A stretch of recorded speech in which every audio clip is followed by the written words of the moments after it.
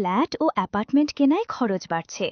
আগামী অর্থবছরের জন্য প্রস্তাবিত বাজেটে ভ্যাট, ট্যাক্স ও সম্পূরক শুল্কে অর্থ উপদেষ্টা ড সালেহুদ্দিন আহমেদ যেসব পরিবর্তন এনেছেন তা বাড়িয়ে দিবে এ খাতের বিনিয়োগের খরচ। অর্থ উপদেষ্টা সালেহুদ্দিন আহমেদের বাজেট প্রস্তাবনায় স্টিল দিয়ে উৎপাদন হয় এমন পণ্যের আরোপিত সুনির্দিষ্ট কর 20% বাড়ানোর প্রস্তাব করেছেন।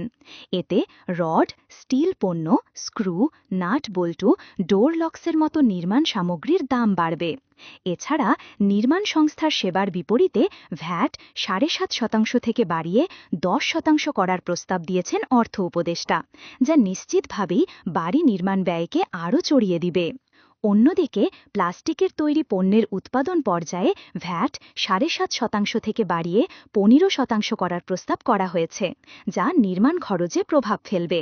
কারণ বাড়ি ও অ্যাপার্টমেন্ট নির্মাণে কিছু কিছু জায়গায় প্লাস্টিক সামগ্রীর ব্যবহার হয়ে থাকে। এ তো গেল ভ্যাট ট্যাক্সের প্রভাব। অন্যদিকে কালো টাকায় বাড়ি করতে গেলেও খরচ বাড়বে, কারণ অ্যাপার্টমেন্ট ও ফ্ল্যাট কেনায় কালো টাকা সাদা করার সুযোগ অব্যাহত রাখলেও এর জরিমানার পরিমাণ অনেকটাই বাড়িয়েছেন অর্থ উপদেষ্টা। কালো টাকা সাদা করার প্রস্তাবনায় এলাকা ও আয়তন ভেদে অ্যাপার্টমেন্ট এবং ফ্ল্যাট কেনায় এই জরিমানার হার প্রতি বর্গফুটে 100 থেকে 2000 টাকা এবং ভবন নির্মাণের ক্ষেত্রে এলাকা ভেদে প্রতি বর্গফুটে 50 থেকে 900 টাকা নির্ধারণ করা হয়েছে, যা কালো টাকা সাদা করার জরিমানা হিসাবে আগের বাজেটগুলোর চেয়ে অনেকটাই বেশি।